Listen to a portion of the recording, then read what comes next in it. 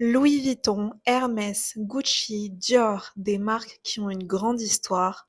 Tous connaissent deux noms avec le logo ou encore les modèles de sacs iconiques. Mais parmi ces noms de luxe, certains sont oubliés aujourd'hui. Qui sont les oubliés de la mode? Dans cette vidéo, je vais dépoussiérer les grands noms de marques de mode dans le luxe. Avant de continuer dans cette vidéo, n'hésitez pas à vous abonner, à liker la vidéo. Voilà, je poste chaque dimanche et c'est parti, on va énumérer l'une des premières marques anciennes de luxe et qui aujourd'hui est un peu oubliée. Le premier, c'est la marque Ungaro, d'où le designer et le couturier Emmanuel Ungaro. Emmanuel Ungaro, c'est vraiment le champion du mélange impossible. Imagine que tu as un rideau à fleurs de ta grand-mère et une nappe à gros pois. Normalement, tu vas pas les mettre ensemble, mais le style Ungaro, lui, va les mélanger sur la même robe et bizarrement, ça devient super chic. C'est une marque qui n'a pas peur de faire trop. Ungaro, c'est vraiment la mode cocktail de fruits. C'est si la marque Chanel, à contrario, à cette époque-là, c'est plutôt un tailleur noir et blanc un peu plus sérieux. Ungaro, lui, c'est vraiment l'opposé. C'est vraiment une salade de fruits géante. Au niveau des visuels, on va jamais voir du gris ou du beige un peu dans des couleurs neutres. Ça va plutôt être un peu du rose flashy, du jaune soleil ou encore un joli bleu clair. C'est une marque qui va donner l'impression d'être toujours en vacances ou en fête. Emmanuel Ungaro, un dernier point, c'est un style fluide et sexy. C'est pas rigide. Le visuel chez Ungaro, le tissu est comme de l'eau. Il est plissé, il bouge quand on marche, il s'enroule autour du corps. C'est fait pour que la femme se sente belle, libre de bouger, pas coincée dans son costume. À l'époque, à contrario, on peut citer, enfin à l'époque, je sais pas si c'est la même année, mais à l'époque, des marques qui sont aussi à l'opposé. Bah, du coup, il y a Chanel qu'on a cité, mais on peut aussi prendre comme exemple, par exemple, Paco Rabanne. C'est quelqu'un qui utilisait plutôt un matériau comme le métal, et là, au contraire, c'est très rigide, on va pas pouvoir bouger, on n'a pas de mouvement. C'est vraiment plus artistique visuellement, et c'est vraiment plus une performance comme ça. Mais du coup, Ungaro, c'est vraiment le côté coloré. Voilà, c'est vraiment la femme qui va en vacances et enfin, qui a du peps, tu vois. Et en ça, ses vêtements et ses couleurs, ça fonctionnait très bien. Je pense qu'une marque comme Emmanuel Ungaro, on peut mettre à côté, enfin presque un peu dans le même style. Il y a aussi Courrèges. Courrèges aime aussi mettre en avant des couleurs, enfin, sont très dans les couleurs, dans le coloré. Ou encore Cardin, mais à l'époque. Mais je n'en parlerai pas dans cette vidéo. On continue. En tout cas, pour résumer Ungaro, c'est la marque des couleurs qui pètent et des mélanges de motifs culottés. Fleurs, pois, rayures. C'est le style du coup d'une femme qui veut qu'on la remarque de loin parce qu'elle a l'air joyeuse et élégante. Ensuite, en deuxième, on a Madeleine Vionnet. Alors aujourd'hui, Madeleine Vionnet, on peut beaucoup voir ses œuvres au musée. Elle est beaucoup exposée quand il y a des expositions sur l'histoire de la mode. Donc c'est là où on va notamment la voir, mais sinon c'est une marque qui aussi a pris un côté un peu plus poussiéreux et un côté un peu plus ancien, qui n'a pas su rester dans l'air du temps. Mais Madeleine Vionnet, c'est la marque qui a libéré les femmes parce que on est à l'époque où on portait des corsets qui est très rigides et on a autant Paul Poiret qui va dessiner du coup des silhouettes droites où du coup la femme n'est plus corsetée, mais il y a aussi Madeleine Vionnet qui a contribué dans ce mouvement-là à libérer les femmes du corset et qui optait pour des tissus beaucoup plus fluides, plus amples. Donc c'était voilà, c'était ça, c'était des coupes droites, pas rigides dans un corset. Ce qu'elle voulait, Madeleine Vionnet, c'était des robes qui n'avaient pas forcément besoin de boutons ni de fermeture éclair et surtout bah, pas de corset. et du coup, ça donne que, on a des robes qui suit le corps, elle va pas forcer et du coup, si tu bouges la robe, elle va bouger, donc il y a du mouvement, c'est très ample. Elle disait une phrase, c'est: «Si tu souris, la robe sourit aussi». C'était sa phrase préférée. Son secret dans faire des robes, c'était la coupe en biais. Du coup, c'est vraiment son invention technique la plus célèbre. L'explication est très simple, c'est que normalement on coupe le tissu bien droit. Vionnet, elle, le coupait en diagonale, donc de travers. Pourquoi? Parce que du coup, le tissu qui est coupé de travers devient élastique tout seul, même s'il ne contient pas de stretch, genre même s'il n'est pas stretch. Ça permet du coup à la robe de mouler le corps parfaitement tout en restant super fluide comme une seconde peau. Donc on a en visuel un style plus statue grecque. Je pense qu'on peut voir les statues grecques, comment ils sont portés. C'est des tissus très amples, un peu plissés, où il n'y a pas du coup de boutons ni de fermeture. Enfin, c'est vraiment l'esthétique finalement de Vionnet. Du coup, ça va souvent être des robes longues, blanches ou en ivoire, qui sont très simples, dédrapées au niveau des épaules et qui tombent en cascade légère jusqu'aux pieds. L'idée, c'est l'élégance pure, très calme, presque mathématique. On l'appelait d'ailleurs l'architecte de la mode. Troisième nom qui a pris de la poussière aujourd'hui, mais qui à l'époque a eu un très grand succès, c'est Christian Lacroix. Christian Lacroix, c'est vraiment le style soleil et sud. Du coup, Christian Lacroix, le couturier, vient d'Arles, dans le sud de la France. Son style, c'est tout sauf la discrétion parisienne.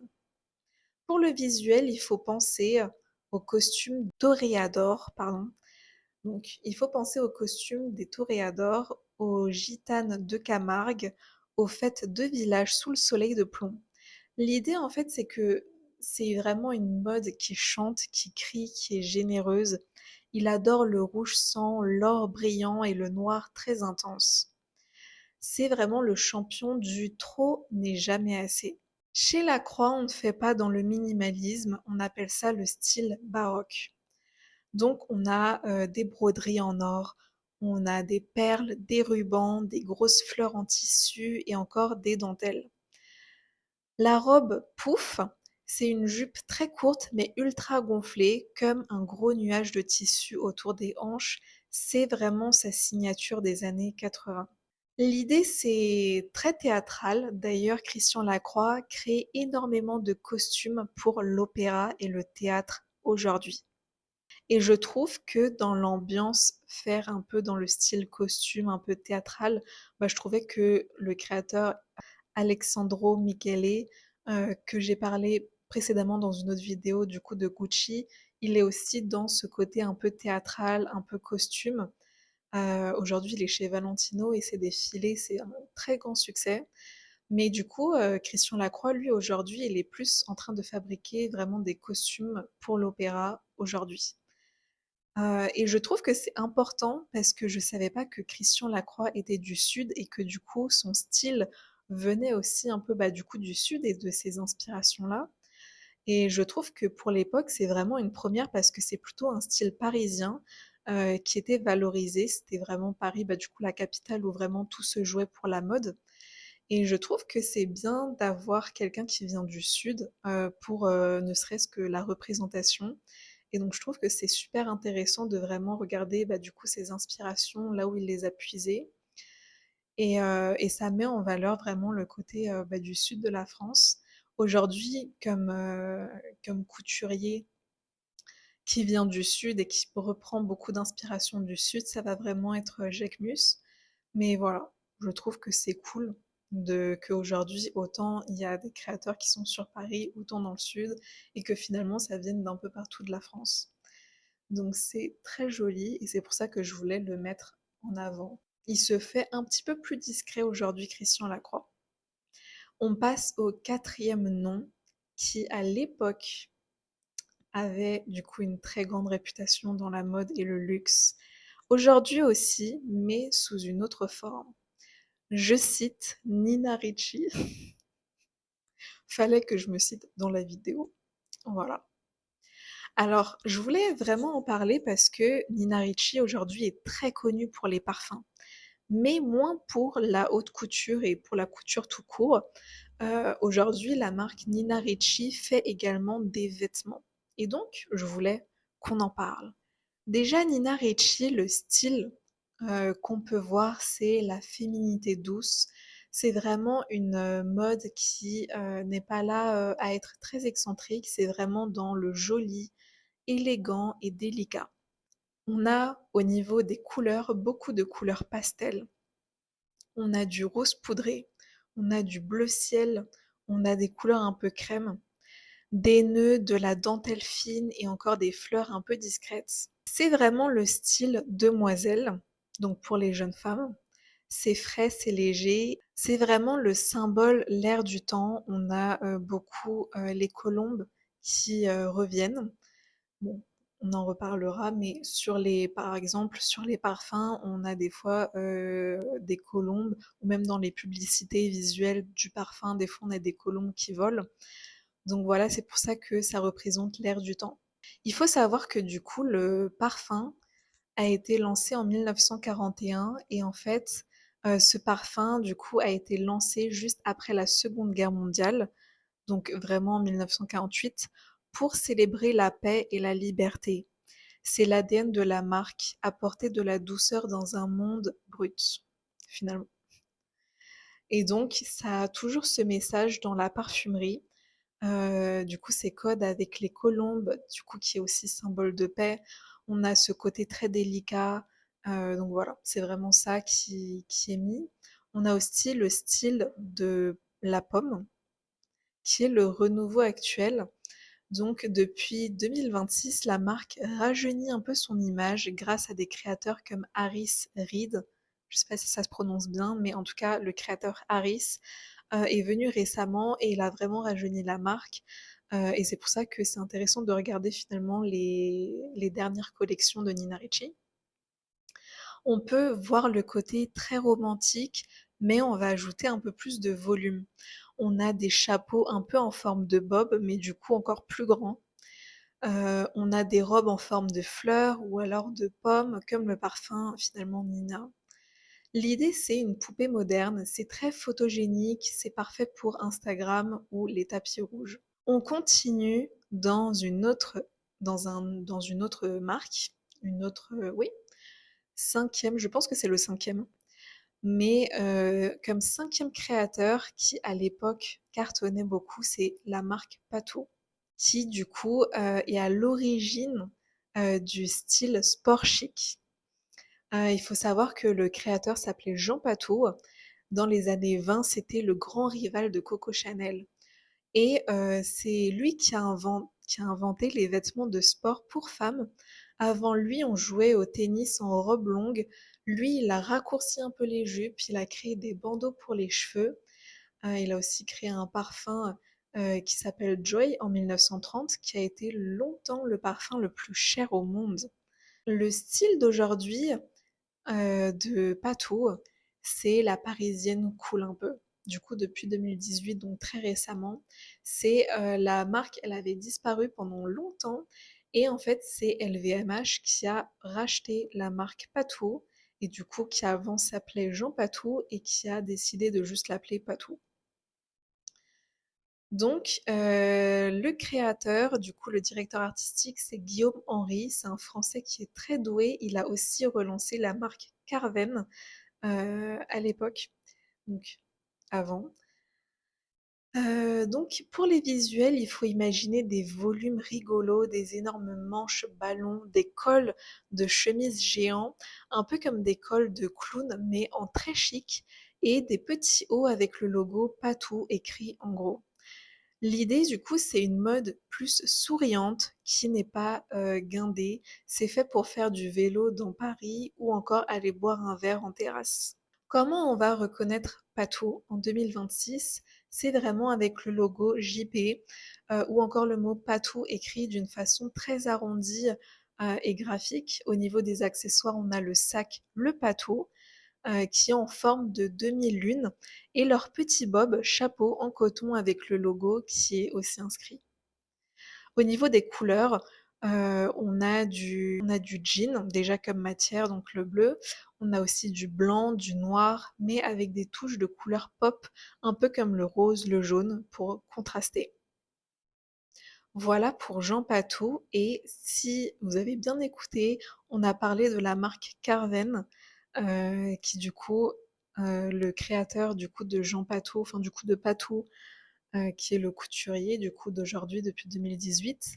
Avant, il était pour la marque Carven et c'est vraiment lui qui a aussi rajeuni la marque et qui a su la moderniser un peu plus, même si on verra à la conclusion, mais c'est très difficile de finalement dépoussiérer les marques qui sont très anciennes. Pour la marque Carven, on a la créatrice qui s'appelle la petite fée de la mode en 1945. Elle s'appelait Marie-Louise Carven. Donc Marie-Louise Carven, on l'a surnommée Carmen. Il faut savoir que cette petite femme mesurait 1,55 m et elle en avait marre que la mode soit faite uniquement pour les grandes dames de plus de 1,80 m. Elle voulait vraiment créer une marque pour les petites femmes. Elle voulait des vêtements qui soient frais, légers, qui ne mangent pas celles qui les portent. Donc, au niveau de la morphologie, que ce soit plus adapté et que ça soit fait bah, du coup pour elle. Voilà. Ses couleurs favorites pour Carven, c'était le vert et le blanc. Donc surtout les rayures, c'était vraiment sa griffe signature. Et on a le chic sans effort. Vraiment, c'est à l'image d'une jeune étudiante ou encore d'une jeune femme qui va travailler dans Paris, qui est pas forcément en robe de soirée. Elle est bah, du coup petite. Elle a une petite jupe en trapèze, en chemisier bien coupé. On a des cols Claudine, du coup des petits cols ronds. On a des matières qui sont un peu rigides mais toujours mignonnes et encore une fois des coupes qui sont très nettes. L'idée, c'est une marque fraîche, qui n'est pas vulgaire, qui est pas trop sexy, qui est juste mignon et finalement, bah, intelligent, genre dans l'intellectuel. La marque, du coup, a connu des hauts et des bas, mais là, en 2026, la marque revient très fort. La nouvelle vision, c'est la créatrice, du coup, Louise Trotter, qui était à l'époque chez Lacoste, qui l'a repris depuis 2023. Elle est revenue à l'ADN de la fondatrice. C'est-à-dire que c'est très épuré, très élégant, avec de beaux tissus. On appelle ça le quiet luxury, du coup le luxe discret. Et on voit que c'est pas cher et que c'est bien fait. Il n'y a pas forcément de grands logos dessus. Alors quand je dis pas cher, tout est relatif. Je dirais que c'est accessible, un luxe accessible. Mais voilà, c'est quand même des matières de très bonne qualité, des coupes qui sont bien pensées. Il y a un travail bah, du coup de la créatrice Louise Trotter. Il y a vraiment des... Bah, et encore une fois, il y a le nom et la marque Carven qui du coup représente une image de luxe. Donc c'est plutôt... Donc c'est plutôt... Donc c'est plutôt vraiment une marque premium, accessible. Mais voilà, très haut de gamme. Et enfin, et enfin, on a la dernière marque qu'on va parler parce que ma voix commence à partir. On va parler de la marque Lanvin pour finir. Donc à l'origine, Lanvin, c'est vraiment l'amour d'une mère. Ça a été créé en 1889. C'est par la fondatrice Jeanne Lanvin. Elle a commencé à fabriquer des chapeaux, mais elle avait une muse, c'était sa petite fille qui s'appelait Marguerite. Et donc, elle lui cousait des petites robes qui sont très sublimes. Et en fait, les mamans dans Paris, quand elles voyaient sa petite fille, bah, du coup, les mamans lui demandaient aussi: «Ah, mais est-ce que finalement tu pourrais pas me faire une robe pour mon enfant?» et cetera. Et elle le faisait. Elle le faisait aussi pour elle-même, c'est-à-dire que des fois, elle aimait bien aussi se coudre des robes pour soi, mais c'était vraiment à son échelle, c'est-à-dire à la maison, pour elle-même et pour sa fille. Mais au fur et à mesure, bah, du coup, ça fait du bouche à oreille avec les mamans de l'école et cetera et qui ont beaucoup apprécié ces petites robes. Et du coup, petit à petit, ça a commencé à s'agrandir comme ça. Au niveau du logo, j'espère qu'il y a encore des images du logo, mais du coup, à l'époque, le logo, il représentait une femme et une petite fille qui se tiennent les mains. C'est du coup Jeanne et Marguerite. Donc, c'est pour ça que c'est vraiment l'amour d'une mère pour cette marque. On a au niveau du style l'élégance du luxe, c'est-à-dire que Lanvin, c'est vraiment le chic absolu, mais sans être coincé. C'est-à-dire que on a une couleur qui est le bleu Lanvin, c'est-à-dire un bleu lavande très particulier qu'elle a découvert dans des peintures en Italie. Et donc, c'est vraiment une couleur, bah, du coup, le bleu Lanvin qui est très iconique. On a une mode qui est très raffinée avec beaucoup de travail sur les matières, de la soie, des broderies qui sont délicates et des coupes qui tombent parfaitement. C'est le style d'une femme qui a de la classe sans avoir besoin de le dire, enfin de le crier quoi. On a aussi après, on a le célèbre parfum qui s'appelle Arpège. C'est Jeanne qui l'a offerte à sa fille pour ses 30 ans. Donc voilà, elle lui a aussi fait un parfum, donc elle était vraiment dans la créativité, dans la création pure et bah, du coup, encore une fois, son amour pour sa fille, donc c'est très fort. Lanvin, en tout cas, du coup, a eu un petit moment où ça s'est essoufflé comme, les marques de l'époque, en tout cas les créateurs et créatrices de l'époque. Ça peut s'essouffler, mais aujourd'hui, Lanvin a un renouveau. Donc le créateur actuel, c'est le Britannique Peter Copping, qui a repris les rênes, qui a été nommé en 2024. Et ce qu'on voit du coup aujourd'hui, c'est qu'il fait un retour aux sources avec des looks qui sont inspirés des années folles, c'est-à-dire les années 1920. On voit beaucoup de robes fluides, des perles et un mélange entre le style historique et des choses plus modernes comme leurs célèbres baskets Curb, qui sont très larges pour que tous les jeunes fans de la mode l'apprécient en fait. Donc c'est vraiment toucher une cible d'aujourd'hui un peu plus moderne que l'époque dans les années 1920. Donc voilà, c'est vraiment des accessoires quand on fait des baskets, quand une marque de luxe fait des baskets, c'est souvent pour que ce soit les jeunes qui apprécient et qui les portent et qui les achètent. Donc c'est vraiment un... Les baskets, c'est vraiment quelque chose qui va rester accessible pour acheter. Bon, ça a un prix encore une fois, mais c'est les pièces, on va dire, les plus accessibles parmi les vêtements et autres pièces de collection. En résumé, Lanvin, c'est vraiment la marque la plus vieille de France. C'est l'histoire d'une maman qui, du coup, a créé un empire pour sa petite fille. Sa célèbre, enfin, qui est du coup très connue pour son célèbre bleu iconique, ses robes de soirée très chic, et aujourd'hui pour ses grosses baskets de luxe. Ce que je voulais vous dire pour conclure cette vidéo, c'est que effectivement, quand on prend une marque de mode qui est très ancienne, comme Lanvin, Carven, ou encore bah, toutes celles qu'on a citées aujourd'hui, et qu'on a essayé de remoderniser, c'est parce que les grands groupes, parfois, ou en tout cas les grandes marques, enfin oui, les grands groupes comme LVMH, des fois vont être intéressés de racheter un nom et en fait, ils vont être intéressés d'acheter ce nom comme pour Jean Patou. Donc, il y avait le potentiel de reprendre quelque chose de très ancien qui a déjà une grande histoire, qui est pas né d'aujourd'hui et du coup qui a déjà ce background et qu'on va venir remoderniser. Mais c'est très difficile de la remoderniser, c'est-à-dire que ça peut être très joli, mais c'est quand même des marques qui vont rester plus discrètes que d'autres.